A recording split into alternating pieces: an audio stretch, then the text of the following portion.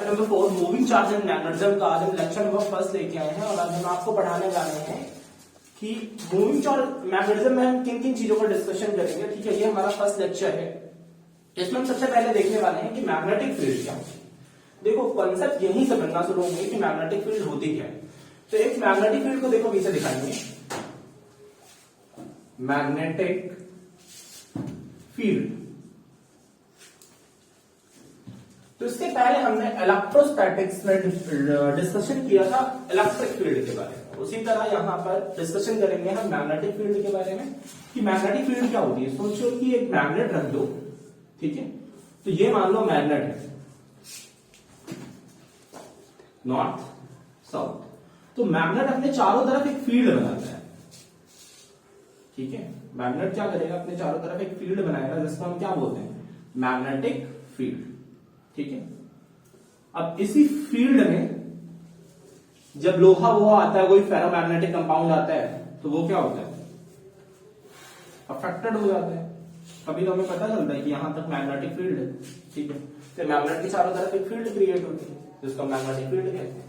Symbol होगा इसका, symbol होगा बी। ठीक है, बी सिंबल से दिखाएंगे हम मैग्नेटिक फील्ड को।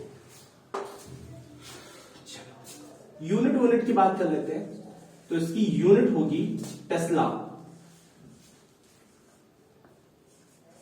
ठीक है, टेस्ला बोल रहे हैं। ठीक है, यूनिट क्या होगी, टेस्ला, नहीं तस्ला बोल रहे।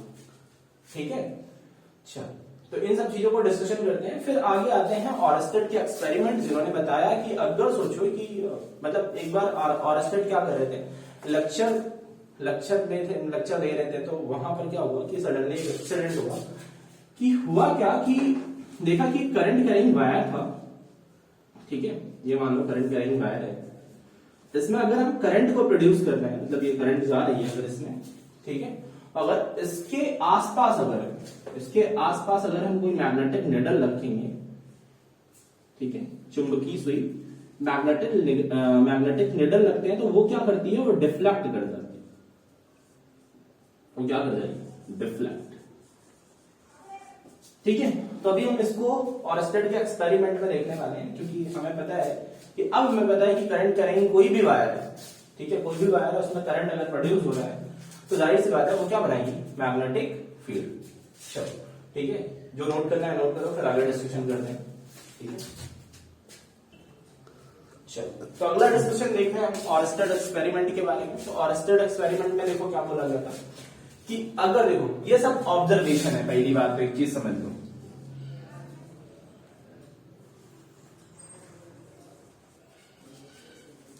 ठीक है, ये ऑब्जर्वेशन एक्सपेरिमेंट हो रहा है। ठीक है, कुछ नए रूल्स बनाए जा रहे हैं, जैसे 11 पे पढ़ा ही होगा कि रूल्स कैसे बनाए जाते हैं। ठीक है, तो ऑब्जर्वेशन इन्होंने क्या देखी कि जैसे मान लो कि एक ये हमारी वायर है, ठीक है, एक सीधी वायर है हमारे पास, कुछ भी है, ठीक है, इस वायर को हम क्या करते हैं, एक बैटरी से जोड़ते हैं। ये हमने क्या किया, इस बैटरी से इसको कनेक्ट कर दिया, यहां पर लगाई हमने की। तो अब बैटरी से जोड़ दिया, positive terminal negative terminal, current की डायरेक्शन पॉजिटिव से नेगेटिव की तरफ होती है। ठीक है, ये चीज पहले ही पता है, ये पहले हम बता चुके हैं कि पॉजिटिव टर्मिनल से कहां होती है, नेगेटिव की तरफ, तो करंट पॉजिटिव से नेगेटिव की तरफ जाता है। अब देखो ध्यान से, जैसे कि मतलब अब क्या है यहाँ पर, अभी देखो अभी कोई करंट वरेंट होगा नहीं, क्योंकि प्रॉब्लम ये है कि अभी जो की है हमारी ये ओपन है, समझ लो, की क्या है, ओपन। अब इसके आसपास अगर हम मैग्नेटिक सुई को रखते हैं, मैग्नेटिक निडल को रखते हैं, तो मैग्नेटिक निडल को रखेंगे तो देयर इज नो डिफ्लेक्शन। ठीक है, ये मान लो नॉर्थ है, ये क्या है, साउथ है, क्या ही फर्क पड़ता है, कोई डिफ्लेक्शन तो नहीं हुआ। फर्स्ट ऑब्जर्वेशन में इन्होंने यही देखा कि कोई डिफ्लेक्शन नहीं हुआ जब तक करंट नहीं। फिर देखते हैं कि अब इसको क्या करते हैं हम, फिर से अब की बार क्या करेंगे, प्लग को ऑन कर देंगे, मतलब स्विच है इसको ऑन कर देंगे। तो ये रहा हमारा वायर, ये रही हमारी की। अब इसको क्या करते हैं, ऑन क्लोज कर देते हैं, इसको हमने क्लोज कर दिया। अब देखो करंट की डायरेक्शन पॉजिटिव टर्मिनल से, करंट पॉजिटिव से नेगेटिव की तरफ भागेगा, तो ये करंट गया और फिर यहां जाके सर्किट पूरा कंप्लीट हो जाएगा। अब देखो इस केस में क्या होगा, इस केस में क्या हुआ, ये जो मैग्नेटिक निडल थी, ये मैग्नेटिक निडल, ठीक है, तो ये कुछ ऐसे ही, ये क्या है नॉर्थ, ये क्या है साउथ, तो भाई साहब ये करंट की डायरेक्शन में डिफ्लेक्ट होगी, समझ लो ये क्या होगा, डिफ्लेक्शन कहां हो, करंट की डायरेक्शन में, ठीक है। तो मतलब इधर ये क्या कर गई, डिफ्लेक्ट कर गई। फिर क्या किया, मतलब ये इनकी क्या थी, सेकंड ऑब्जर्वेशन, सेकंड ऑब्जर्वेशन। फिर हम देखते हैं थर्ड ऑब्जर्वेशन, वो क्या थी। थर्ड ऑब्जर्वेशन में क्या हुआ, अब की बार क्या किया, अब की बैटरी की पोलैरिटी को इन्होंने चेंज कर दिया। पोलैरिटी कैसे चेंज किया, पॉजिटिव इधर नेगेटिव उधर, ठीक है, पॉजिटिव नेगेटिव को आपस में इंटरचेंज कर दिया। मतलब बैटरी की पोलैरिटी चेंज करने से क्या हुआ, ये मान लो हमारा वायर है, ठीक है, ये नेगेटिव ये पॉजिटिव, करंट की डायरेक्शन कुछ ऐसे। फिर से मैग्नेटिक नीडल को रखा, ये नॉर्थ ये साउथ। अब की बार मैग्नेटिक नीडल इस डायरेक्शन में डिफ्लेक्ट कर गई। तो मतलब इनको ये पता चला, ये ऑब्जर्वेशन से इनको ये पता चला कि कोई भी वायर है जिसमें करंट प्रोड्यूस हो रहा है, ठीक है, तो वो अपने क्या करता है, सराउंडिंग में मैग्नेटिक फील्ड बनाता है, ठीक है, क्या करता है, सराउंडिंग में मैग्नेटिक फील्ड बनाता है, ठीक है। उसी को हम पढ़ेंगे कि मतलब छोटे से एलिमेंट के लिए बायो सावर्ट का लॉ का यूज करके हम ये देखेंगे कि छोटे से वायर के अगर छोटे से सेगमेंट को देखा जाए तो वहां पर मैग्नेटिक फील्ड कितनी होती है, मैग्नेटिक फील्ड की इंटेंसिटी कितनी होती है। चलो ठीक है, सर नोट करो, चलो देख लो, हो गया, मिटा दें। चलो तो इसी एक्सपेरिमेंट को थोड़ा स्क्रीन लेवल पे लेके जाते हैं, ठीक है, और समझते हैं अच्छे से, ठीक है, कि मैग्नेटिक फील्ड का कॉन्सेप्ट क्या है, हिंट है दुनियादारी जो भी है। देखो अगर हम क्या करें, एक वायर ले लें, चलो एक वायर को हमने इसे स्टैंड कर दिया सीधा सीधा, और ले लेते हैं इस वायर में एक मान लो ऐसा सरफेस। अब इस वायर में हमने क्या किया है, करंट को दौड़ा दिया। करंट कितना है, आई। अब क्या करते हैं, यहां बारी बारी से मैग्नेटिक नीडल को रखना शुरू करते हैं। तो चलो मैग्नेटिक नीडल को रखना शुरू करते हैं, तो एक दो मान लो ऐसा करके हमने, या मैग्नेटिक नीडल को ऐसे ऐसे। जब मैग्नेटिक नीडल को रखेंगे तो आप बहुत गौर से देखेंगे कि ये जो डिफ्लेक्ट करेंगी, ये एक तो कुछ ऐसा डिफ्लेक्ट करी, कुछ ऐसे, ठीक है, कुछ ऐसा डिफ्लेक्ट करी, कुछ ऐसा डिफ्लेक्ट करी, ये वाली कुछ ऐसा डिफ्लेक्ट करी, इधर वाली कुछ ऐसे, कुछ ऐसे। मतलब ये घूम घाम के, मतलब ये जो डिफ्लेक्शन कर करके ये क्या करेंगे, एक सर्कुलर लूप बना देंगे, ठीक है। या फिर इस चीज को हम दूसरे तरीके से कैसे समझ सकते हैं, मतलब ये डिफ्लेक्ट ही आ रही से करेंगे कि इनको जब आप देखेंगे तो ये क्या करेंगे, गोल गोल पूरा के पूरा क्या बन जाएगा, तो लूप बन जाएगा, ठीक है।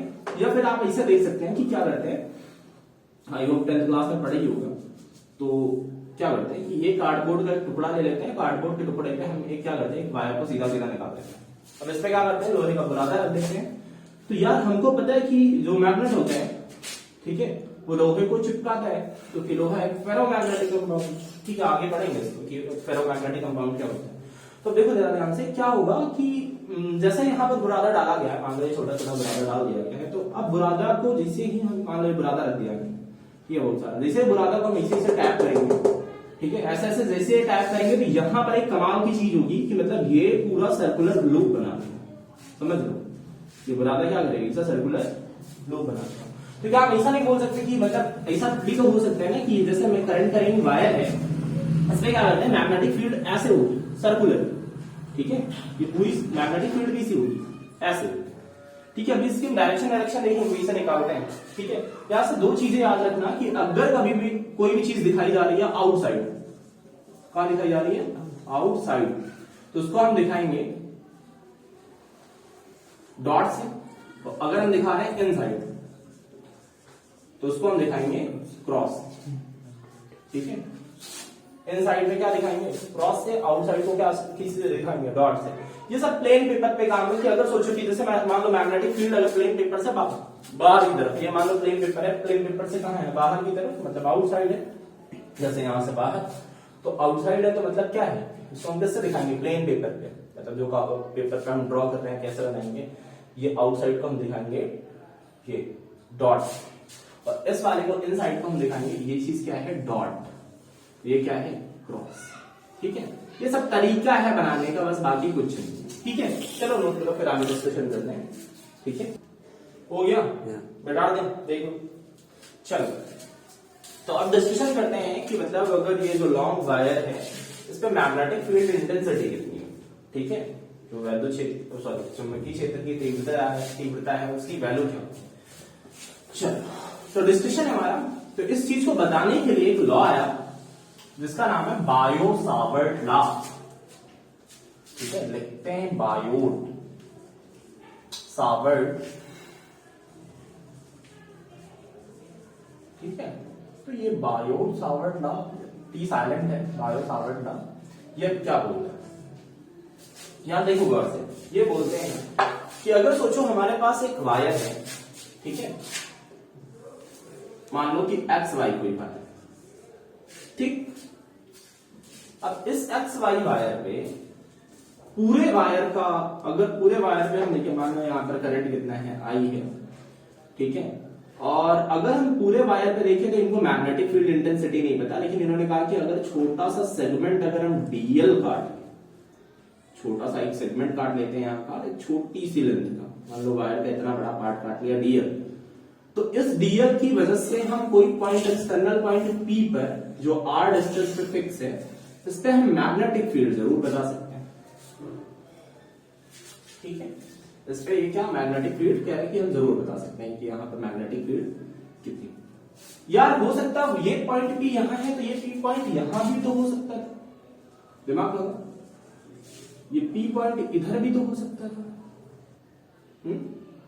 क्या एक ही डायरेक्शन में हो सकता है, मतलब इधर भी हो सकता था, इधर भी हो सकता था, पी पॉइंट तो कहीं भी हो सकता था, मान लो इस पॉइंट को हम पी डैश सामने देते हैं, तो कहां पर मैग्नेटिक फील्ड कैसी है, ठीक है, उसकी इंटेंसिटी कितनी, इन सब सारी चीजों का डिस्कशन करेंगे। इनको पूरे वायर पे नहीं पता कि पूरे वायर पे कितना भी या क्या होगा, कितनी मैग्नेटिक फील्ड इंटेंसिटी होगी पूरे वायर की वजह से, लेकिन ये बोल रहा है कि अगर छोटा सा एलिमेंट काट ले, अगर हम छोटा सा सेगमेंट काटते हैं, से यहां काटना है, छोटा सा सेगमेंट काटेंगे तो इस सेगमेंट की वजह से हम यहां पर मैग्नेटिक फील्ड जरूर बता सकते हैं कितनी, ठीक है। और अगर तभी बता सकते हैं जब इनके और इनके बीच का एंगल कितना हो, थीटा, ठीक है। मतलब दो वेक्टर हमारे पास, देखो डीएल वेक्टर जो है, डीएल वेक्टर, डीएल वेक्टर की डायरेक्शन जो होगी वो करंट की ही डायरेक्शन होगी, जो करंट की डायरेक्शन, करंट की डायरेक्शन, जो करंट की डायरेक्शन है वही डीएल वेक्टर की डायरेक्शन होगी, ठीक है, सेम सेम। और जो आर वेक्टर है, आर वेक्टर, ठीक है, उसकी डायरेक्शन इधर है, मतलब दो वेक्टर है, एक वेक्टर डीएल वेक्टर है और दूसरा वेक्टर क्या है, आर वेक्टर, दो वेक्टर से हमने क्या किया, इनकी टेल से टेल को मिला दिया। अब गौर से देखो, हम लोगों ने बोला कि इसकी वजह से यहां पर मैग्नेटिक फील्ड कितनी होगी, उन्होंने बताया कि अगर छोटी सी मैग्नेटिक फील्ड अगर हम डीबी कैलकुलेट करें तो वो कितनी होगी, mu naught divided by 4 pi, ठीक है, आई डीएल, ठीक है, या फिर sine theta divided by are square, या फिर इस चीज को हम ऐसा लिख सकते हैं, dB is equal to, vector form में लिखना चाहें, किस फॉर्म में, वेक्टर फॉर्म में, तो वेक्टर फॉर्म में हम ऐसा लिख सकते हैं, dB is equal to mu naught by 4 pi, क्या हो गया, I times dl vector into R vector divided by R cube, ठीक है। और से देखो, अगर डीएल और आर के बीच के वेक्टर का, डीएल और आर के बीच का जो वेक्टर है, अगर जो एंगल है वो थीटा है, तो हम ऐसा लिख सकते हैं ना कि DL vector DL D R sine theta, तो आर से आर कट जाएगा, यहाँ पर क्या हो जाएगा, आर स्क्वायर, ये इतना हो जाएगा। देखो एक बात फिर से समझ लो कि अगर कोई हम लॉस देखें तो लॉस का कोई प्रूफ नहीं होता, क्योंकि लॉस हम प्रूफ देख ही नहीं सकते, क्योंकि लॉस हम खुद ही ऑब्जर्वेशन से बनाते हैं, ठीक है। तो एक बात समझो, बाकी किताबों में दिया होता है अलग अलग टाइप से जो भी है, ठीक है। मेन बात यही है कि dV is equal to mu naught divided by 4 pi ideal sine theta divided by are square, या फिर वेक्टर फॉर्म में लिखना चाहे तो dV is equal to mu naught by 4 pi, ठीक है, I dl vector cross R vector divided by R cube, ठीक है। चलो जैसा प्रूफ किया होता है वैसा प्रूफ करवा देते हैं। पहले इतनी चीजें नोट कर लो, ठीक है।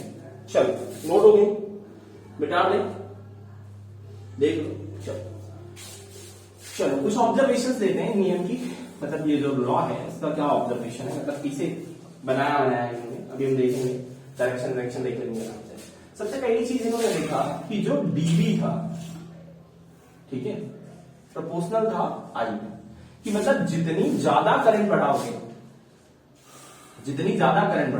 ध्यान से देखना, जितनी ज्यादा करंट हम बढ़ाएंगे उतनी ज्यादा मैग्नेटिक फील्ड बढ़ जाएगी, ठीक है। दूसरी चीज डीबी को ज्यादा गौर से देखो तो डीबी प्रोपोर्शनल किस पे, इनवर्सली प्रोपोर्शनल है 1/r²। मतलब जाहिर सी बात है जितनी हम दूरी बढ़ाएंगे मैग्नेटिक फील्ड उतनी क्या हो जाएगी, कम हो जाएगी। ये बड़ी इक्वेशन का। तीसरी चीज इन्होंने देखा कि जो डीबी था वो प्रोपोर्शनल था साइन थीटा पे, ठीक है। डीबी किसका प्रोपोर्शनल था, साइन थीटा पे, ठीक है। तो देखा कि जो डीबी था वो प्रोपोर्शनल था किसपे, डीएल पे। अगर इन सब सारी चीजों को हम मिक्स कर दें तो कुछ हमारा कंक्लूजन निकलता है क्या, तो dB proportional I dl sine theta divided by r²। ये निकलता ही नहीं निकलता कंक्लूजन। तो पोलरिटी का साइन हटाते हैं, तो पोलरिटी का साइन हटाएंगे तो dB इज इक्वल टू क्या हो जाएगा, मान लो कोई कांस्टेंट आया k is equal to I dl sine theta divided by r², ठीक है। ये जो k की वैल्यू होती है k इज इक्वल टू, इसको हम लिखते हैं mu naught divided by 4 pi is equal to into 10 की पावर -7 भी लिख सकते हैं इसको, ठीक है। ये जो म्यू नॉट है ना, जैसे वहां परमिटिविटी होती थी, सॉरी 4 पाई है, ठीक है, उसी तरह यहां पर आएगी परमिटिविटी,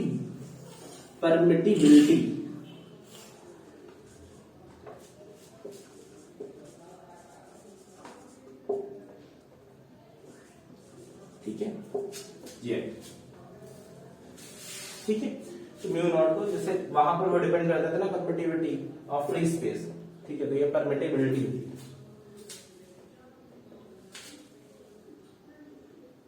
ठीक है।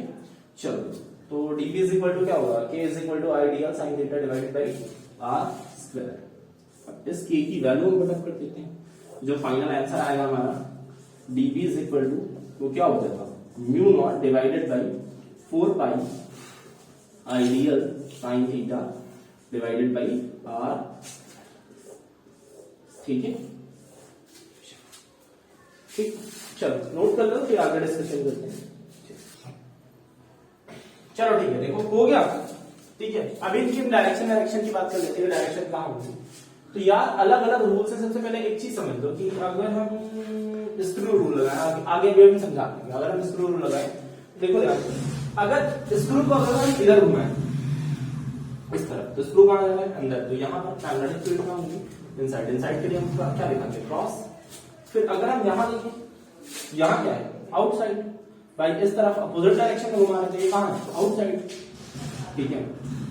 उसके लिए हम क्या दिखा रहे हैं, डॉट, ठीक है। यहाँ पर मैग्नेटिक फील्ड कहाँ है, इनसाइड, यहाँ पर क्या है, आउटसाइड, ठीक है।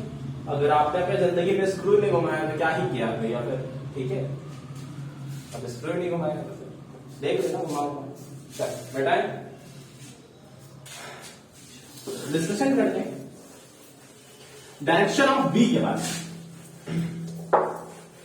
क्या होगा, ठीक है। तो डायरेक्शन ऑफ बी, ये मैग्नेटिक फील्ड जो है इसकी डायरेक्शन है, ठीक है। तो सबसे पहला लॉ है जिसको हम क्या बोलते हैं, स्क्रू लॉ।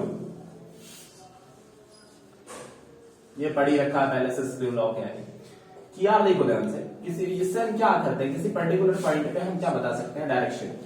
जैसे ये मान लो एक वेक्टर है, ये मान लो हमारा डीएल वेक्टर है, ये क्या है, आर वेक्टर। एक वेक्टर से दूसरे वेक्टर की तरफ अगर स्क्रू घुमाएं, अगर स्क्रू कहां जाता है, अंदर, ठीक है। ऐसे घुमाने पे स्क्रू कहां जाता है, अंदर। अरे देखो ऐसे अभी ऐसे घुमा रहे थे, ये कहां जा रहा है, अंदर। पीछे से देखो तो ये कहां जा रहा है, अंदर। इधर से देखो स्क्रू ऐसे घुमा रहे थे, कहां जा रहा है, अंदर। तो यहाँ पर जो मान लो कि यहाँ पे कोई पॉइंट है, तो इधर जो डायरेक्शन होगी, इधर मान लो करंट कैरिंग वायर है, तो इधर जो डायरेक्शन होगी वो कैसी होगी, इनसाइड। तो इनसाइड के लिए हम क्या दिखाते हैं, क्रॉस। फिर अगर हम इस तरफ देखें, इस तरफ घुमा दें, तो इधर जो डायरेक्शन होगी वो क्या होगी, आउटसाइड। ठीक है, क्योंकि इधर वाले से इधर घुमाने पे स्क्रू कहां आ रहा है, बाहर, तो डायरेक्शन क्या होगी, आउटसाइड। ठीक है, दूसरा लॉ है, स्क्रू लॉ तो हम लगा ही सकते हैं। तो देख रहे हैं कि मतलब स्क्रू लॉ तो हमारा हो गया। अब हम देखते हैं कि पाम लॉ किस तरह लगा सकते हैं। तो यहां पर दूसरा तरीका है,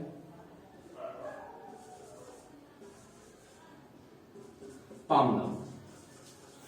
अब देखो यार, पाम लॉ कैसे लगाएंगे।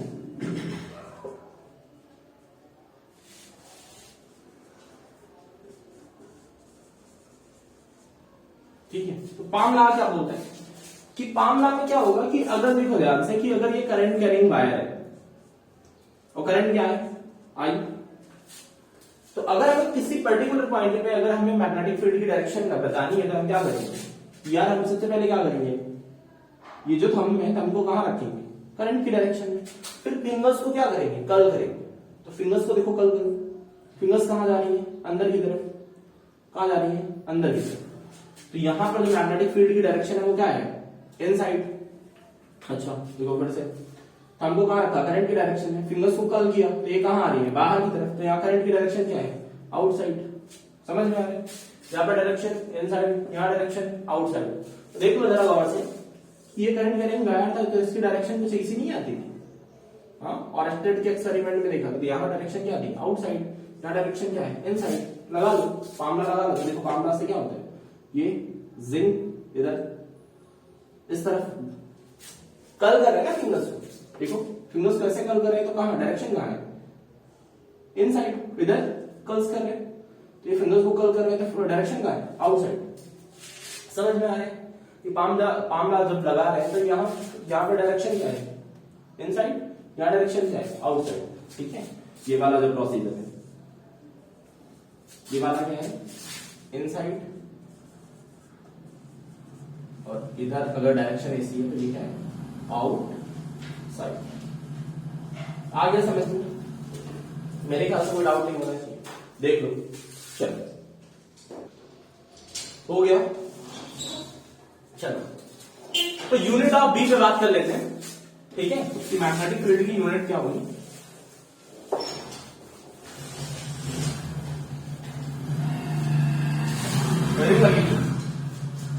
Unit of B.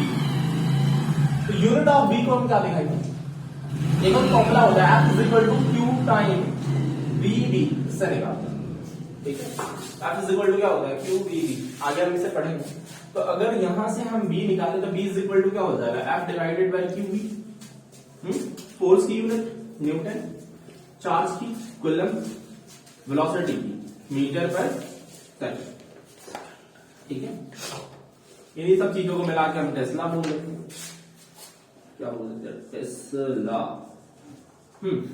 ये क्या होगी, टेस्ला। चलो अब आगे डिस्कशन करते हैं कि अगर हम यूनिट निकालें किसकी है, यूनिट ऑफ म्यू नॉट, इसको हम क्या बोलते हैं, परमिएबिलिटी। ठीक है, चलो देखो म्यू नॉट की यूनिट निकाले तो mu naught is equal to क्या हो जाएगा, mu naught is equal to, देखो हमने क्या पढ़ रखा है, साबित पढ़ रखा है, B is equal to 1/4 sorry mu naught divided by 4 pi ideal sine theta divided by are square पढ़ रखा है हमने। B is equal to mu naught divided by 4 pi ideal sine theta divided by are square. यहां से अगर भाई साहब अगर हम म्यू नॉट की वैल्यू निकालें तो क्या हो जाएगा, B into 4 pi r square divided by I dl sine theta. Sine theta unitless है, कोई मतलब नहीं है, 4 पाई यूनिट लेस है, कोई मतलब नहीं है। बी की यूनिट रखते हैं, तो बी की यूनिट क्या हो जाएगी यार, newton divided by coulomb metre पर सेकंड इंटू आर की मीटर स्क्वायर। मीटर है ना, आई क्या हो गया, ampere, dl metre, sine theta से मतलब नहीं, मीटर से मीटर, मीटर मतलब ये दोनों मीटर स्क्वायर बना के मीटर स्क्वायर को मार डालते हैं। यहां पर क्या आया, Newton divided by coulomb per second, ठीक है, इनटू एम्पियर, ठीक है। कूलम की यूनिट रखते हैं तो हमें पता है Q इज इक्वल टू क्या होता है, ITR, तो इसको हम क्या लिख सकते हैं, एम्पियर इनटू सेकंड, है ना।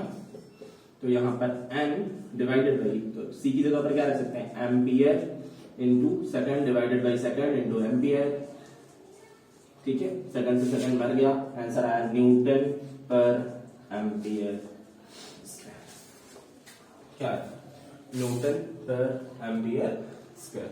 तो ये रही बी की यूनिट हम यूज करेंगे न्यूटन पर एम्पियर स्क्वायर। आगे फिर हम वेबर देखेंगे, वेबर के फॉर्म में क्या होती है वो जब हम पढ़ेंगे मैग्नेटिक फ्लक्स, ठीक है, तब हम डिस्कशन करेंगे। चलो नोट करो, देखते हैं फिर आगे। नोट हो गया, बैठा दे। चल, अगला रिलेशन हम देख रहे हैं कि परमिटिविटी और परमिएबिलिटी में क्या रिलेशन है, ठीक है। तो हेडिंग लगेगी यूनिट बिटवीन, हेडिंग लगेगी रिलेशन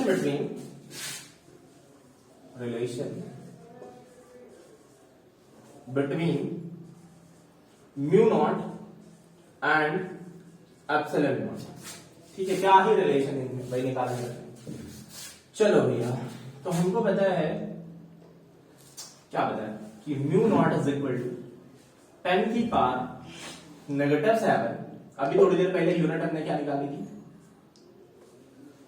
न्यूटन पर एम्पियर स्क्वायर, ये तो निकाला है। Mu naught is equal to 10 की पावर नेगेटिव 7 न्यूटन पर एम्पियर स्क्वायर। हमको पता है कि 1/4 पाई एप्सिलॉन नॉट की वैल्यू क्या होती है, ठीक है। चाहो म्यू नॉट ओवर 4 पाई लिख सकते हो इसको, सॉरी म्यू नॉट ओवर 4 पाई, हाँ ठीक है लिख सकते हो, कोई दिक्कत नहीं।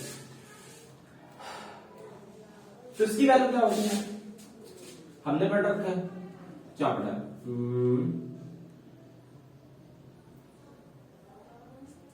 9 इंटू 10 की पावर 9। अब यार इसकी यूनिट निकालना है, तो यूनिट कैसे निकालते हैं, हमको पता है कि F इज इक्वल टू क्या होता है, K टाइम Q, ये K ही तो है, 1/4 पाई एप्सिलॉन नॉट। ये क्या होता था, Q1 Q2 divided by R square electrostatics, ठीक है। तो क्या होता है, FR square divided by Q1 Q2 is equal to K, तो K इज इक्वल टू क्या बना था, newton into metre square divided by coulomb, क्या हो जाएगा, K की जो यूनिट आई वो क्या है, न्यूटन मीटर स्क्वायर पर कूलम स्क्वायर। मिटाते हैं इसको, लिखो जाएगा, ठीक है, सीधा यूनिट लिख दें, पता ही कहां से निकाली, ठीक है। ये सारी वैल्यू इधर, तो क्या हो गया, Q1 Q2 डिवाइड में आ गया, तो फोर्स की यूनिट क्या होती है, न्यूटन मीटर स्क्वायर पर कूलम स्क्वायर, ठीक है। तो न्यूटन मीटर स्क्वायर पर कूलम, ठीक है, इसकी यूनिट होगी। अब हम क्या करते हैं यार, दोनों का मल्टीप्लाई करते हैं, अच्छा। तो ये जो वैल्यू है म्यू नॉट बाई 4 पाई की वैल्यू 10 की पावर नेगेटिव 7, ठीक है। म्यू नॉट बाई 4 पाई की वैल्यू क्या है, 10 की पावर नेगेटिव 7। अब यार हम इन दोनों का क्या करते हैं, डिवाइड कर देते हैं, इन दोनों को क्या करते हैं, डिवाइड कर देते हैं। चलो डिवाइड करते हैं, तो डिवाइड करते हैं तो क्या हो गया, mu naught by 4 pi divided कितना, 1/4 पाई एप्सिलॉन नॉट। 4 पाई से 4 पाई मर गया, ठीक है। इसको क्या किया, डिवाइड किया, तो म्यू नॉट ऊपर 4 पाई नीचे डिवाइडेड 1/4 पाई एप्सिलॉन नॉट।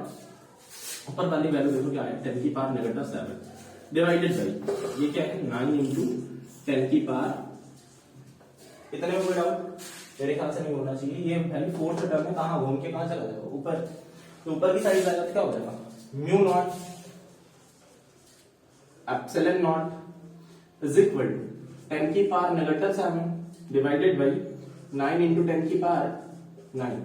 अब देखो क्या हो गया, mu naught epsilon naught is equal to, इसको हम लिख सकते हैं 1/9 इंटू 10 की पावर 9 इंटू 10 की पावर कितना हो गया, 7 नीचे आया, ठीक है। तो इसे हम क्या लिख सकते हैं, 1/10 की पावर सॉरी 1/9 इंटू 10 की पावर कितना होगा 16 विदाउट।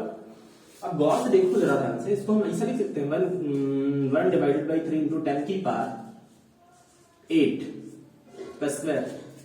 देखो epsilon not mu naught. Speed of light क्या होती है, c इज इक्वल टू क्या होता है 3 इंटू 10 की पावर 8 मीटर पर सेकंड, यही होती है। यहां पर हम क्या रख सकते हैं c, तो 1/c²। c क्या है, स्पीड ऑफ लाइट। c है स्पीड ऑफ लाइट, तो म्यू नॉट एप्सिलॉन नॉट, ठीक है। c² को यार कहां भेजते हैं, ऊपर। c² इज इक्वल टू क्या हो गया 1/, epsilon not, sorry mu naught epsilon not, c² c से स्क्वायर हटाते हैं, स्क्वायर हटाएंगे तो c इज इक्वल टू क्या लगेगा अंडर रूट 1/म्यू नॉट एप्सिलॉन नॉट।